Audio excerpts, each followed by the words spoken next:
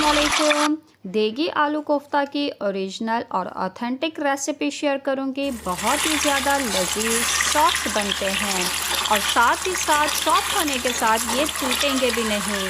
तो जल्दी से आपने करना है रेसिपी को लाइक और चैनल को सब्सक्राइब कर दीजिए। तो चलते हैं रेसिपी की तरफ। सबसे पहले हमने 3 खाने के चम्मच भुने चने लेने हैं, 1 खाने का चम्मच सूखा नारियल, 1 खाने का चम्मच जो है ये खसखस ले लेनी है। ग्राइंडर में डाल के इनका फाइन सा पाउडर बना लेंगे। इस तरीके से देख लीजिएगा कोई गुठली ना हो, साइड में रख लीजिए। अब एक चॉपर में हमने एक छोटे साइज़ की प्याज रफली काट ली है, चॉपर में डाल देंगे। 1 मुट्ठी हरा धनिया, ये भी चॉपर में डाल देंगे और साथ ही 3-4 हरी मिर्चें काट के चॉप करके इसमें डाल देंगे। अब इसमें जो है 2 दरमियाने साइज़ की प्याज को मैंने पहले ही ब्राउन करके रख ली थी, लेकिन इसमें से आपने सिर्फ इतनी सी प्याज 2 खाने के चम्मच के करीब आपने इसमें डाल देना है। इससे कोफ्तों में बहुत ही बेहतरीन जायका आएगा। चॉपर बंद करके हमने मसाले को चॉप कर लिया है। ये देख लीजिए मसाला चॉप हो चुका है। अब इसमें आधा किलो गोश्त डाल देंगे, कीमा डाल देंगे, मटन बीफ जो भी लें आपकी मर्ज़ी। कीमा डालने के बाद अब इसमें 2 चाय के चम्मच अदरक लहसुन का पेस्ट डाल देंगे। अब जो स्पेशल मसाला भुने चनों का हमने बना के रखा था वो सारे भुने चने का पाउडर इसमें डाल देंगे।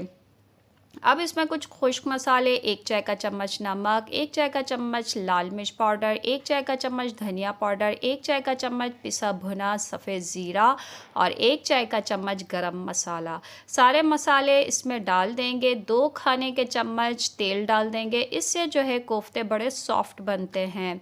मिक्स कर लेंगे। ये देखिए कीमा और मसाले जो हैं बहुत अच्छी तरीके से मिक्स हो चुके हैं, चॉप हो गया है। इसको एक तसले में निकाल लेंगे और हाथों की मदद से इस तरीके से कीमे को यकजान कर लेंगे।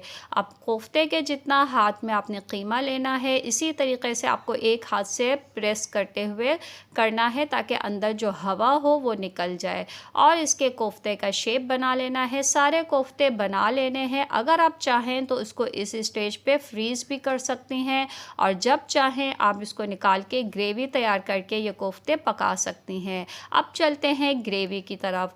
आधा कप तेल लिया है, ये वही तेल है जिसमें मैंने प्याज फ्राई की थी। 3 छोटी इलायचियाँ डाल के 2 चाय के चम्मच अदरक लहसुन का पेस्ट डाल के 1-2 सेकंड फ्राई कर लेंगे। खुश्क मसालों में 1 चाय का चम्मच पिसी हुई लाल मिर्च, 1 चाय का चम्मच कश्मीरी लाल मिर्च, 1 चाय का चम्मच धनिया पाउडर, 1 चाय का चम्मच भुना पिसा सफ़ेद ज़ीरा, 1 चाय का चम्मच नमक और थोड़ी सी हल्दी। सारे मसाले इसमें डाल देंगे और 1-2 सेकंड इनको भी मिक्स करते हुए फ्राई कर लेंगे। अब यहाँ पे हमने थोड़ा सा पानी डालना है। 1 कप पानी डाल दीजिए आप इसमें और इसमें एक बॉयल आने का इंतज़ार कीजिए। जैसे ही इसमें एक बॉयल आ जाएगा तो सारे कोफ्ते एक-एक करके इसमें डाल देने हैं। 6 से 7 मिनट आपको इसी तरह कोफ्तों को पकाना है ताकि ये अपना शेप पकड़ लें और इसको बिल्कुल भी चम्मच मत हिलाइएगा। जब तक हम अपना दही का मिक्सचर तैयार कर लेते हैं, 2 दरमियाने साइज़ की प्याज जो ब्राउन करके रखी थी, आधा कप दही में इसको जो है ग्राइंड करके पेस्ट बना लेंगे। अब कोफ्ते चेक कर लेते हैं। 6 से 7 मिनट के बाद कपड़े से पकड़ के पतीली को इस तरीके से हिलाने हैं और दूसरी साइड से भी हमने 5 से 6 मिनट पका लेने हैं। अब जो दही का मिक्सचर तैयार करके रखा था वो कोफ्तों में डाल देना है और इसी प्याली में हमने 1 कप पानी लेके इस तरीके से डाल देना है। आंच को तेज़ कर देंगे और तेज़ आंच पे इसमें एक बॉयल आने देंगे। जैसे ही इसमें एक बॉयल आ जाएगा तो 3 कटे हुए आलू जो है साइड में इस तरीके से हमने रख लेने हैं। अब जो है इसको अच्छी तरीके से इस तरीके से हिला लेंगे और आंच को बिल्कुल कम कर दीजिए। हल्की आंच पे 15 से 20 मिनट ढक के इसको पका लेंगे ताकि आलू भी गल जाए और कोफ्ते भी पक जाएं। तो ये देखिए बहुत ही ज़बरदस्त कलर के साथ, बहुत ही बेहतरीन खुशबू के साथ जो है वो कोफ्ते और आलू जो है तैयार हो चुके हैं। आलू को देख लीजिएगा कि गल गए हैं, तो बस इसके ऊपर हरा धनिया डालिए और गर्मा गर्म रोटी के साथ मज़े कीजिए।